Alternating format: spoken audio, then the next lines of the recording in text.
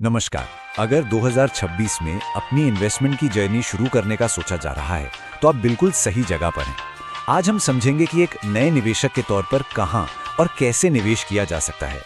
ये 1000 रुपए का नोट है, लेकिन हम सब जानते हैं कि वक्त के साथ साथ इस पैसे की जो खरीदने की ताकत है वो कम होती जा रही है।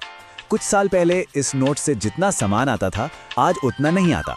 तो सवाल यही उठता है कि क्या सिर्फ 1000 रुपए या उससे भी कम से शुरू करके सच में वेल्थ बनाई जा सकती है?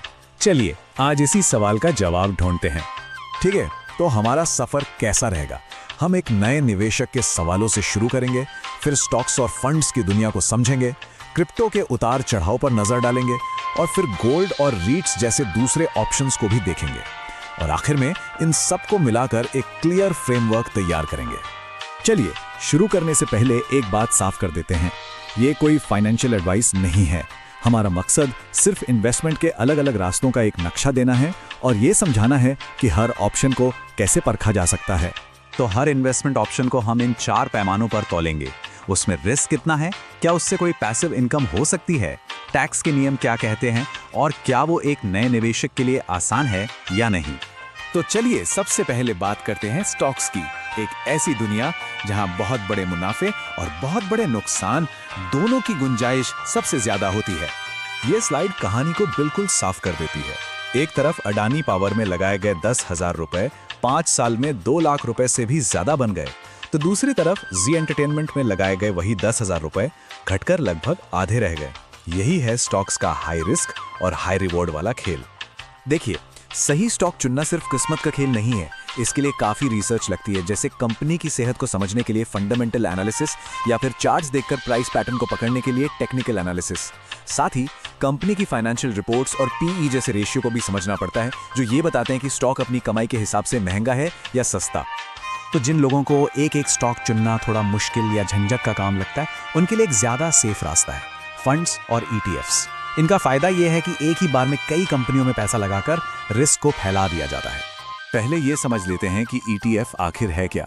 तो देखिए, ये एक तरह की टोकरी है जिसमें बहुत सारे एसेट्स होते हैं, जैसे निफ्टी 50 के सारे स्टॉक्स। लेकिन कमाल की बात यह है कि इसे किसी एक अकेले शेयर की तरह ही खरीदा और बेचा जा सकता है। अब ये बहुत जरूरी बात है, फीस का फर्क। आप देख सकते हैं ईटीएफ्स की जो सालाना फीस होती है, जिसे एक्सपेंस रेशियो कहते हैं, वो नॉर्मल म्यूचुअल फंड से काफी कम होती है। ऐसा इसलिए क्योंकि ज्यादातर ईटीएफ्स मार्केट के किसी इंडेक्स को बस कॉपी करते हैं, जबकि म्यूचुअल फंड में एक मैनेजर एक्टिवली स्टॉक्स चुनता है। ये छोटा सा फर्क लंबे समय में रिटर्न पर बहुत बड़ा असर डालता है।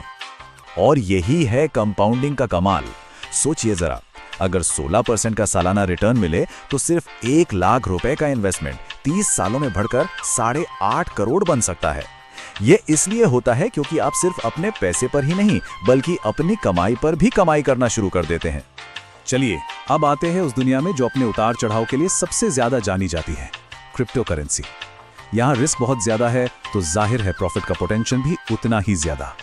ये जो नंबर दिख रहा है ना, ये बिटकॉइन का पिछले 5 साल का रिटर्न है। मतलब 10,000 रुपए का निवेश बढ़कर 83,000 रुपए से भी ज्यादा हो गया।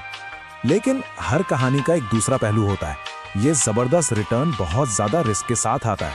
क्रिप्टो मार्केट में कीमतों का 10-20% ऊपर नीचे होना बहुत ही आम बात है, जो इसे एक नए निवेशक के पोर्टफोलियो के बड़े हिस्से के लिए सही नहीं बनाता। और रिस्क के अलावा एक और बड़ी चीज है, वो है टैक्स। भारत में क्रिप्टो से होने वाले किसी भी प्रॉफिट पर सीधा 30% का टैक्स लगता है, जो इसे टैक्स के लिहाज से काफी कम आकर्षक बना देता है। तो स्टॉक्स और क्रिप्टो के अलावा भी दुनिया है। चलिए अब 2 ऐसे एसेट्स को देखते हैं जो कुछ अलग तरह के फायदे देते हैं। एक है गोल्ड जैसी कमोडिटीज और दूसरा है रियल एस्टेट। सोना चांदी को लोग अक्सर एक सेफ हेवन की तरह देखते हैं, खासकर जब बाजार में अनिश्चितता हो या महंगाई बढ़ रही हो। वहीं दूसरी तरफ है रीट्स यानी रियल एस्टेट इन्वेस्टमेंट ट्रस्ट्स। ये एक बहुत ही दिलचस्प तरीका है कम पैसे में बड़ी बड़ी कमर्शियल प्रॉपर्टीज जैसे ऑफिस बिल्डिंग या मॉल में हिस्सेदारी खरीदने का और उनके किराए से कमाई करने का। जैसा कि ये चार्ट दिखाता है, रीट्स का असली मकसद प्रॉपर्टी की कीमत का तेजी से बढ़ना नहीं है, बल्कि इसका असली आकर्षण है डिविडेंड के रूप में मिलने वाली एक रेगुलर और पैसिव इनकम। ठीक है, तो हमने काफी कुछ देख लिया। अब इन सबको एक साथ रखकर देखते हैं कि पूरी तस्वीर कैसी दिखती है। ये टेबल सब कुछ एक जगह ले आती है। साफ दिख रहा है कि स्टॉक्स में रिस्क ज्यादा है और ये नए लोगों के लिए मुश्किल हो सकता है। वहीं ETFs, गोल्ड और रीट्स बिगनर फ्रेंडली ऑप्शंस है और क्रिप्टो सबसे ज्यादा रिस्की है और टैक्स के लिहाज से भी अच्छा नहीं है। हाँ, क्रिप्टो में स्टेकिंग से पैसिव इनकम हो सकती है, जहां नेटवर्क को सपोर्ट करने के लिए कॉइन्स होल्ड किए जाते हैं। इस टेबल की मदद से अपने लिए सही ऑप्शन चुनने में मदद मिल सकती है। तो आखिर में बात ये नहीं है कि सबसे बेस्ट एसेट कौन सा है, असल मकसद है रिस्क, रिवॉर्ड और कॉम्प्लेक्सिटी यानी जटिलता के बीच के तालमेल को समझना और अपने लिए सही बैलेंस बनाना।